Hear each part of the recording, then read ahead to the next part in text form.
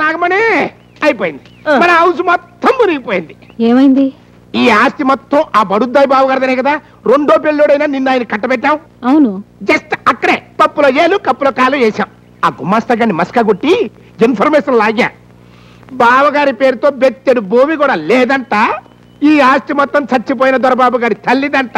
దానికి మీ ఆయన just watchman అంట. అంతేకాదు, ఆ చచ్చింది పోతూ పోతూ వీలునామాలో దొరబాబుకి పెళ్ళయ్యాక ఆడి పెళ్ళాం కలిసి సంతకాలు పెడితేనే ఈ ఆస్తి పాస్తులన్నీ మరొకరికి అమ్మినా దానం చేసినా చెల్లుద్దటమ్మా. అయిపోయింది. మన ప్లాన్ మొత్తం అట్టర్ ఫ్లాప్ అయిపోయింది. Who is speaking? అమ్మా అమ్మా, లెక్కన గన్మాట్లేసే చూడు. నా బంగారు కొండ, నువ్వు వెళ్ళి స్నానం చెయ్యి, మేము వచ్చి అన్నం పెడతాను. అలాగేనమ్మా. Out, all out. ఇండియానా పాకిస్తానా? నీ తల్లో పువ్వు పీకిస్తాను. ఏ కొర్ర సన్నాసి చదువు సంజరాన్ని ముద్దవుతాడేమో. మన గుప్పెట్లో పెట్టుకుని లైఫ్ లాంగ్ గేమ్ ఆడొచ్చు కదా అనుకున్నా. ఏదట్టా నోటికి నోరు, నోటికి 116 తెచ్చుకుంటే మన నోటు బంకమట్టే. ఇప్పుడేమైంది? దొరబాబు మన చెప్పు చేతుల్లో ఉండాలి, అంతే కదా?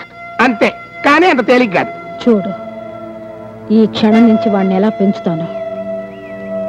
ఇక వాడు బ్రతికిన అమ్మ కోసమే బ్రతుకుతాడు, చచ్చిన అమ్మ కోసమే చేస్తాడు. అన్నం కూడా సరిగ్గా తినకుండా ఈ వెధవ చదువులేంటి బాబు? అదేంటమ్మా, చదువుకోపోతే ఎలా? చదువుకుని ఏం సాధిస్తావు? మన గుమాస్తాలాగా అయ్యా అమ్మ అంటూ ఉద్యోగం చేయాలి, అంతేనా? అటు చూడు, వాళ్ళందరూ ఎవరో తెలుసా?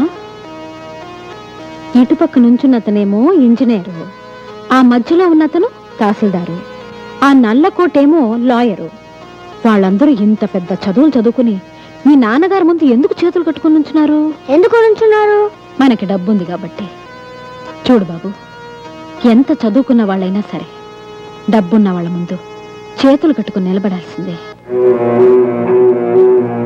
నువ్వు బాగా చదువుకుని వాళ్ళలాగా చేతులు కట్టుకుని నిలబడతావా, లేకపోతే బాగా వ్యవసాయం చేసి డబ్బు సంపాదించి కాలు మీద కాలు వేసుకుని దర్చా కూర్చుంటావా?